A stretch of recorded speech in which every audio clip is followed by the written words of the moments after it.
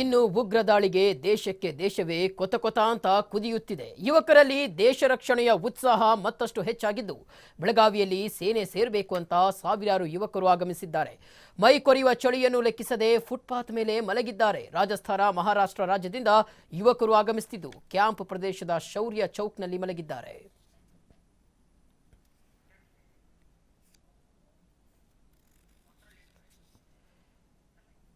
S ವೀಕ್ಷಕರು, ಈ ಕುರಿತು ನಮ್ಮ ಕರೆಸ್ಪಾಂಡೆಂಟ್ ವಾಕ್ಥ್ರೂನ ನಡೆಸಿದ್ದಾರೆ. ಬನ್ನಿ ನೋಡ್ಕೊಂಡು ಬರೋಣ.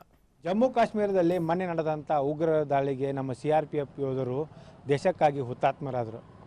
ಆ ಒಂದು ಹುತಾತ್ಮರಾದಂಥ ಯೋಧರ ನೆನಪು ಇನ್ನೂ ಕೂಡ ಭಾರತೀಯರು ಸ್ಮರಿಸ್ತಾನೆ ಇದ್ದಾರೆ. ಆದರೆ ಒಂದು ಕಡೆ ಯೋಧರನ್ನು ಕಳೆದುಕೊಂಡಂಥ ಭಾರತೀಯರು ನೋವಿನಲ್ಲಿದ್ದರೆ, ಇನ್ನೊಂದೆಡೆ ನಮ್ಮ ದೇಶದ ಯುವಕರು ಮತ್ತೆ ಭಾರತೀಯ ಸೇನೆಯನ್ನು ಸೇರಬೇಕು, ಆ ಒಂದು ಏನೋ ಒಂದು ಉಗ್ರರಿದ್ದಾರೆ, ಉಗ್ರರನ್ನು ರುಂಡ ಚೆಂಡಾಡುವಂಥ ಒಂದು ಉತ್ಸಾಹ ನಮ್ಮ ಯುವಕರಲ್ಲಿ ಇನ್ನೂ ಹೆಚ್ಚಾಗಿದೆ ಅಂತ ಹೇಳ್ಬೋದು. ಇವತ್ತು ನಾನು ನಿಮ್ಗೆ ತೋರಿಸ್ತಾ ಇದ್ದೀವಿ, ಬೆಳಗಾವಿಯಲ್ಲಿರ್ತಕ್ಕಂಥ ಕ್ಯಾಂಪ್ ಪ್ಲೇಸ್ಲಿರ್ತಕ್ಕಂಥ ಶೌರ್ಯ ಚೌಕದಲ್ಲಿದ್ದೀವಿ ನಾವು. ಏನು ನಾಳೆ ಬೆಳಗಾವಿಯಲ್ಲಿ ಆರಂಭವಾಗುವಂಥ ಸೇನೆಯ ಭರ್ತಿ ರ್ಯಾಲಿ ಏನಿದೆ, ಆ ರ್ಯಾಲಿಗಾಗಿ ಸೇನೆಯಲ್ಲಿ ಭಾಗವಹಿಸೋದಕ್ಕಾಗಿ ಕರ್ನಾಟಕ, ಮಹಾರಾಷ್ಟ್ರ, ರಾಜಸ್ಥಾನ ಸೇರಿದಂತೆ ದೇಶದ ವಿವಿಧ ರಾಜ್ಯಗಳಿಂದ ಸಾವಿರಾರು ಒಂದು ಯುವಕರು ಒಂದು ಸೇನೆ ಭರ್ತಿ ಆಗೋದಕ್ಕೆ ಬಂದಿದ್ದಾರೆ. ರಾತ್ರಿ ಎನ್ನದೇ ಏನು ಸೇನಾ ಭರ್ತಿ ನಡೆಯುವಂಥ ಸ್ಥಳದಲ್ಲಿ ಒಂದು ಯುವಕರು ಫುಟ್ಪಾತ್ನಲ್ಲೇ ಮಲ್ಕೊಂಡಿದ್ದಾರೆ. ನಾನು ನಿಮ್ಗೆ ತೋರಿಸ್ತಾ ಇದ್ದೀವಿ. ಅಂದರೆ ಈ ಒಂದು ಯುವಕರಲ್ಲಿ ಎಷ್ಟು ಒಂದು ಆಸಕ್ತಿ ಇದೆ ಮತ್ತು ಜೊತೆಗೆ ಅವರಲ್ಲಿ ಎಷ್ಟೊಂದು ಈ ಭಾರತೀಯ ಸೇನೆ ಸೇರಬೇಕು ಅನ್ನುವಂಥ ಒಂದು ಅವರಲ್ಲಿ ತುಡಿತ ಇದೆ ಅನ್ನೋದು ಇಲ್ಲಿ ನಮಗೆ ಸ್ಪಷ್ಟವಾಗಿ ಗೊತ್ತಾಗುತ್ತೆ. ಹಾಗಾದರೆ ಇಲ್ಲಿ ಒಂದಿಷ್ಟು ಜನ ಯುವಕರಿದ್ದಾರೆ, ಅವರೆಲ್ಲನ ಕೇಳೋಣ, ಎಲ್ಲಿಂದ ಬಂದಿದ್ದಾರೆ ಮತ್ತು ನಾಳೆ ಯಾವ ರೀತಿ ಭರ್ತಿ ನಡಲಿದೆ ಅನ್ನೋದನ್ನು ಕೇಳೋಣ.